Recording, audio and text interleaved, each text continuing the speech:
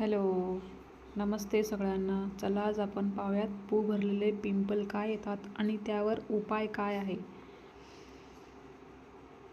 पस पिंपल. पू भरलेले पिंपल काय येतात. पस असलेले पिंपल म्हणजे इन्फ्लेमेटरी ॲक्ने म्हणजेच त्वचेवर सूज, लालसरपणा आणि जंतुसंसर्ग वाढणे. खाली कारणे दिली आहेत. रोमछिद्र, पोर्सेस बंद होणे, त्वचेतील तेल, मृत त्वचेच्या पेशी एकत्र येऊन छिद्र बंद होतात, त्यात जंतू अडकतात आणि त्यामुळे पिंपल तयार होतो. 2. त्वचेवर जास्त तेल, तेलकट त्वचा असणाऱ्यांना पस पिंपल जास्त येतात.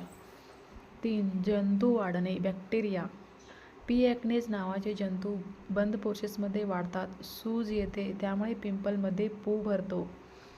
4. हार्मोन्सचे बदल, वयात येणे, पिरियड्स, PCOS, स्ट्रेस यामुळे हार्मोन्स बदलतात, तेलकटपणा वाढतो, त्यामुळे पस पिंपल होतात. 5.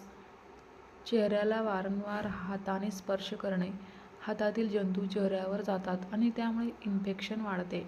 6. चुकीची क्रीम किंवा मेकअप वापरणे, ब्लॉक करणारे उत्पादने वापरल्याने पोर्सेस बंद होतात.